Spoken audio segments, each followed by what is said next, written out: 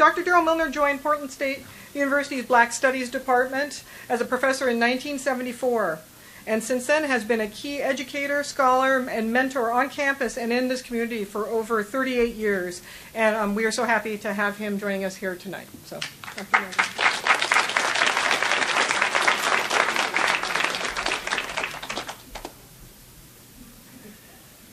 Thank you all for coming out tonight. When she said 30 years, I almost didn't recognize myself. Almost didn't come up. But I'm here for a slightly different reason than Charlotte. I hope you all appreciated that wonderful family history that she just presented to you. But I'm here to talk about another creation of Otto and Verdell. I'm here to talk about Charlotte. Because the collection is not the only contribution that the Rutherford family made to racial progress and racial history here in Oregon, here in Portland. I came to Portland State in 1974, and one of the first people that I met when I came to Portland State was Charlotte. She was working at that time in the Black Studies Department. In 1974, the Portland State Black Studies Department was just a minor blip on the national Black Studies scene. Black Studies was a big academic discipline in the 1970s. Portland State did, however, have some distinctions. Portland State had been one of the first universities to adopt a Black Studies program, beginning in 1969 and officially starting in 1970. That made us among the first generation of Black Studies. The distinction today, of course, is we're still around. And many of those others are no longer around. I don't know if that means we're going to be among the last generation of Black Studies programs or not, but I think it's a quite significant accomplishment for the university and for the state. And one of the contributions that the Rutherford family made was Charlotte, one of those first Black Studies students here and a mainstay of the department when I joined it in 1974, one of our first graduates. We didn't have a major at that time. Charlotte had a certificate in Black Studies, but she was one of the reasons that Black Studies was able to survive on Portland State's campus, because Portland State's campus was a different campus in 1974 than it is today. Black Studies was not welcomed as a member of the academic community in those days, as was true of many Black Studies programs around the country. We were worse than a stepchild. We were an unwanted child in the university community. There was tremendous hostility. There were tremendous efforts to eradicate us from the university community. And Charlotte is one of the reasons why we managed to survive that time. So that's one of the reasons it's a pleasure for me to be here tonight and to participate in this program and to acknowledge the debt that Portland State owes to Charlotte beyond the collection that she's donated that we're here to honor tonight.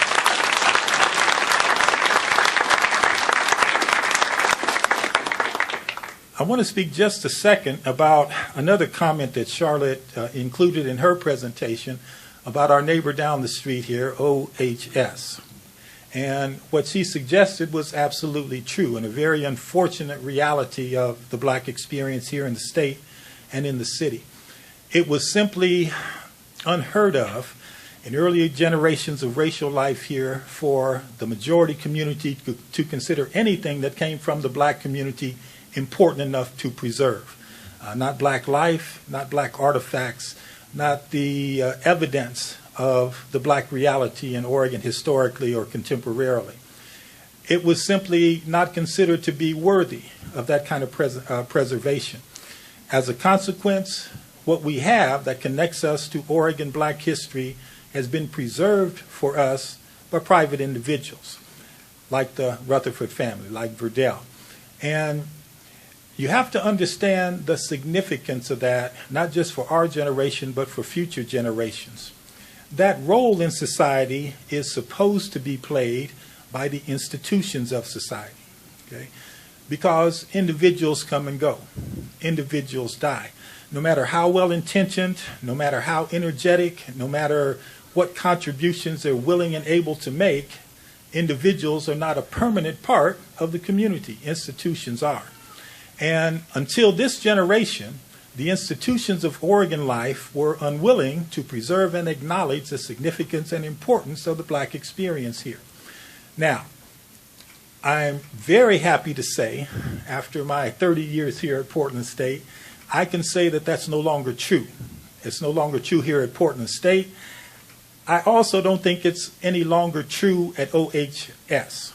Okay? They have changed and they have demonstrated a new willingness to participate in preserving and presenting the Black experience. And I think that's tremendously significant and important and something that we have to acknowledge and appreciate. But that does not lessen the significance of the contribution of people like the Rutherford family. Without that willingness, without that energy, without that foresight and vision, we simply would have lost contact with so much of the Black experience that we would never have been able to recapture. And so that's one of the reasons I think that this particular collection is so significant. It's a measure of both of those activities. It's a measure of how much we've been able to change the institutions of American life and Oregon life, and that was not an easy task. And one of my favorite quotations from Oregon history, and I don't know if all of you have had the opportunity to see a documentary prepared by another institution of Oregon life, OPB, about the Black experience called Local Color. If you haven't seen Local Color, you need to see it. And it stars the family that is also responsible for this collection. And Otto was the narrator of that, the main spokesperson and perspective on Black life in that particular documentary. And my favorite part of the documentary comes when he was asked what was necessary to change the Black experience here in Oregon. And Otto said, we had to have some funerals. Okay? He said some people just had to die and leave this place before we could make racial progress. And I think he was absolutely right in that regard. Now, institutions don't die, but institutions are made up of individuals. And what has happened at Portland State and around the state is that those institutions have become populated by some people who don't look at these issues the same way that the people who were in place in 1974 when Charlotte and I were here were in those institutions and in those positions. Now, thanks to people like Patricia and people like Chris, those institutions have recognized the responsibility they have to preserve this history and make it available to the future. And I'm very, very happy about that. Okay? So, Charlotte, I want to thank you and your family for the things that you've been able to do to help us stay in contact with the Black experience here in Oregon. And I just want to end on one personal note as well. I've known Charlotte for a long, long time. And over the course of that time, not only has Charlotte been, a good friend, wonderful friend, but she has been a community activist. She has been active in many ways in not only preserving the Black experience here, but changing the Black experience here. There have been advisory committee meetings and meetings of almost every stripe over the course of many, many years that Charlotte has contributed to and that this collection has contributed to. If there was a scholar or an author from some other part of the state or the country and they wanted to know something about the Black experience, I know that what I would do would be to channel them to Charlotte.